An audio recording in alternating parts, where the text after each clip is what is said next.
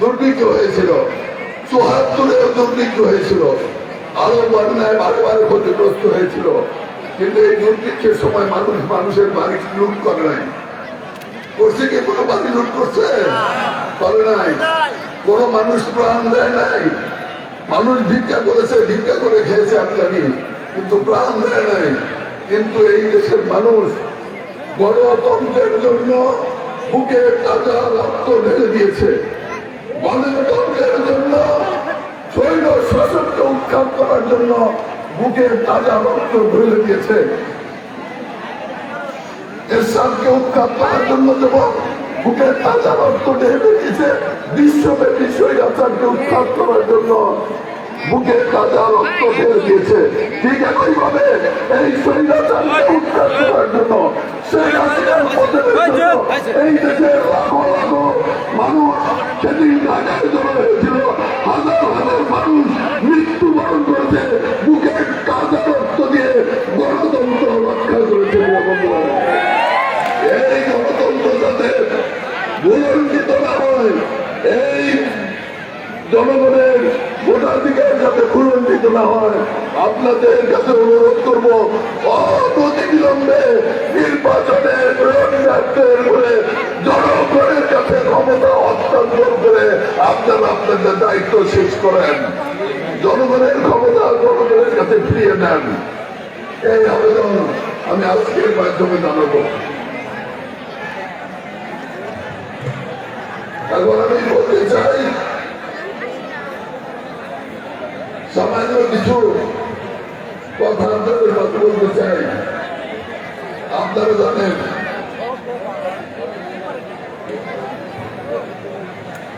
গত সরকারের আমলে দুর্নীতি দলের দলে প্রবেশ করেছে। এমন কোন জায়গায় দুর্নীতি নাই, আছে কি নাই? আমি আপনাদের কাছে ওয়াদা করে বলতে চাই, আজকে আমাদের লড়াই করতে হবে দুর্নীতির বিরুদ্ধে, আমাদের লড়াই করতে হবে অত্যাচারের বিরুদ্ধে, আমাদের লড়াই করতে হবে উৎপীড়নের বিরুদ্ধে, আমাদের লড়াই করতে হবে শোষণের বিরুদ্ধে, আমাদের লড়াই করতে হবে অন্যায়ের বিরুদ্ধে। তাহলে আমি আপনাদের কাছে অনুরোধ করবো, আমি আব্দুল সালাম কিন্তু ইতিপূর্বেই মরে গিয়েছিলাম।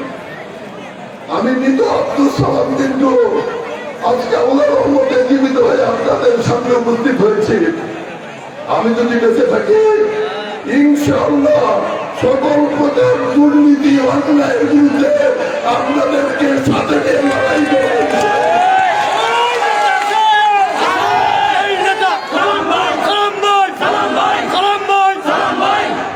আমি আবার বলতে চাই,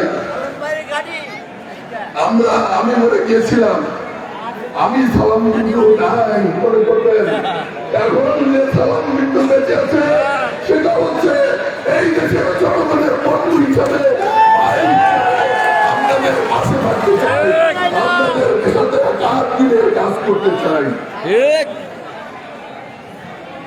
প্রশাসনকে অনুরোধ করবো, প্রশাসনের লোকজন যদি থাকেন এখানে অনুরোধ করবো, এই অঞ্চলে যাতে কোনো রকম অন্যায় অত্যাচার করুন না হয়, এই এলাকায় যাতে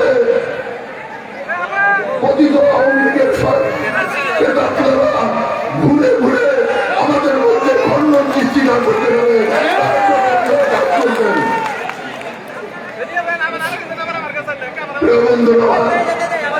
আজকে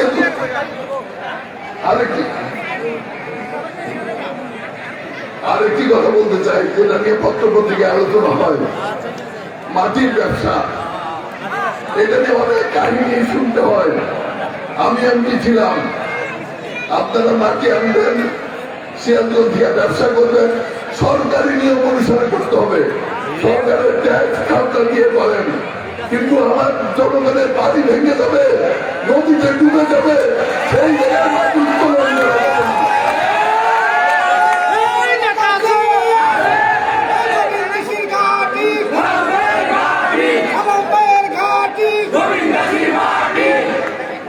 এই কথা বলে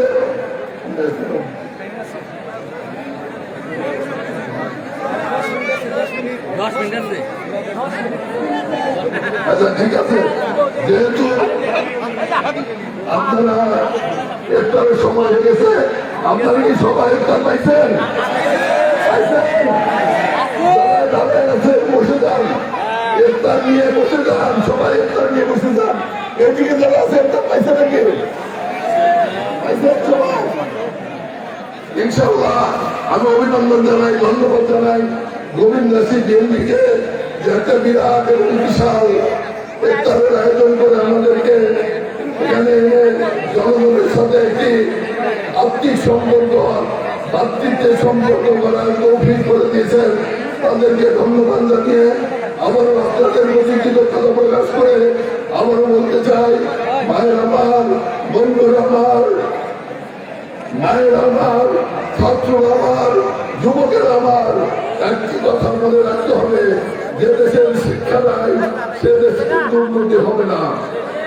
যে দেশে যুবকরা মুরব্বীদেরকে শ্রদ্ধা করে না সে দেশ উন্নতি হবে না। তাহলে এই যুবক ভাইয়েরা মুরব্বীদের শ্রদ্ধা করবেন এবং সকলের মধ্যে একটি আন্তরিক সম্পর্ক রাখবেন। এই অঞ্চলে যাতে এই ভাব থাকে তার আবেদন জানাই। সঙ্গে সঙ্গে বলতে চাই, নিজেদের মধ্যে ঐক্য রাখতে হবে, নিজেদের মধ্যে ফাটল ধরালে চলবে না। তাই আসুন ভাই আমার, আজকে শপথ নেই, আসুন ভাই আমার, আমরা একে অপরের ভাই হিসাবে, একে অপরের বন্ধু হিসাবে, একে অপরের ভাতৃত্ব বন্ধনে আবদ্ধ হয়ে আমরা সকলে এক হয়ে যাই, এক বাক্যে আমরা থাকবো, এক হয়ে কাজ করবো, এক হয়ে সংগ্রাম করবো এবং এক হয়ে এই দেশকে রক্ষা করবো। আপনারা কি রাজি আছেন? রাজি আছেন? আপনাদের সবাইকে অভিনন্দন জানিয়ে কৃতজ্ঞতা প্রকাশ করে আমার বক্তব্য ধৈর্য সহকারে শোনার জন্য ধন্যবাদ জানিয়ে, শুভেচ্ছা জানিয়ে আমি আমার বক্তব্য শেষ করছি। আল্লাহ হাফেজ। বাংলাদেশ জিন্দাবাদ, গোবিন্দ দাসীর জনগণ জিন্দাবাদ, জিন্দাবাদ।